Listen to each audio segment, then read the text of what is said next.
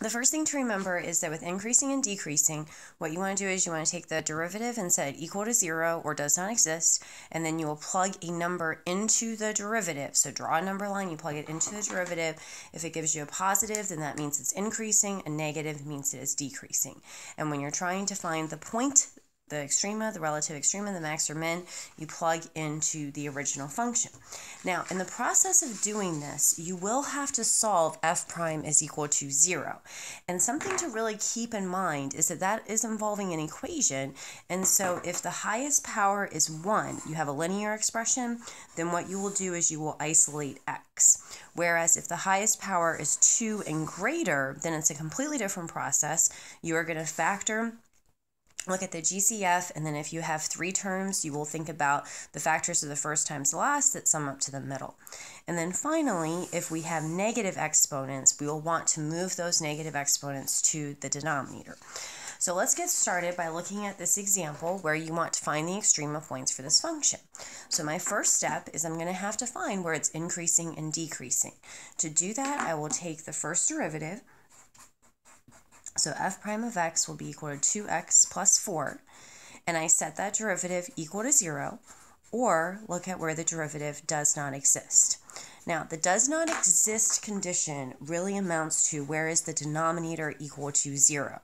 So if you look at this derivative, we don't have a denominator, so we do not have to worry about the does not exist condition. So we'll just solve the 2x plus 4 equal to 0 equation. Again, going back to solving this expression or this equation, you have to look at the highest power. So here the highest power is 1, so we are going to isolate our x. So we have a linear equation, x to the first, no need to factor here. We just isolate x by subtracting 4 from both sides and then dividing by 2.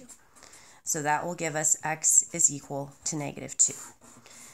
Now, this is our critical number, and as our critical number, we are going to draw a number line and plug that critical number into the number line. Now, anytime we draw a number line, you are going to plug into the derivative. So here I'm looking at f prime.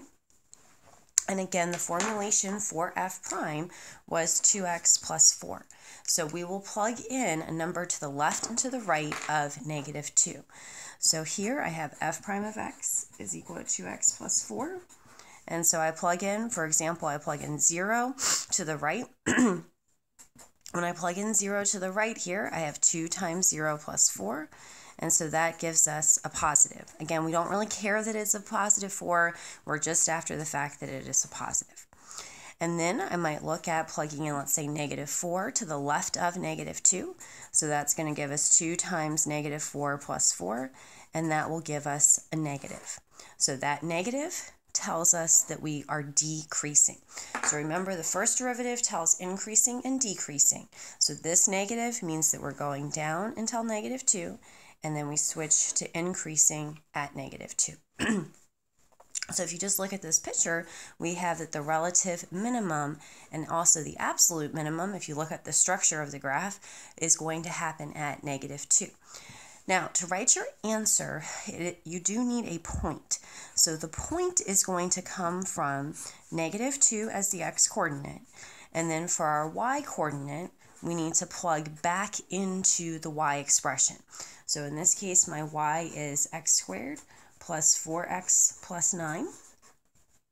So I will plug in negative 2 into the original equation, and that will give us the y-coordinate of 5. So our point is negative 2 comma 5. And again, if you're trying to write this formally, what you would say is you would say that the relative minimum is the y-coordinate of 5, and that happens at x is equal to negative 2.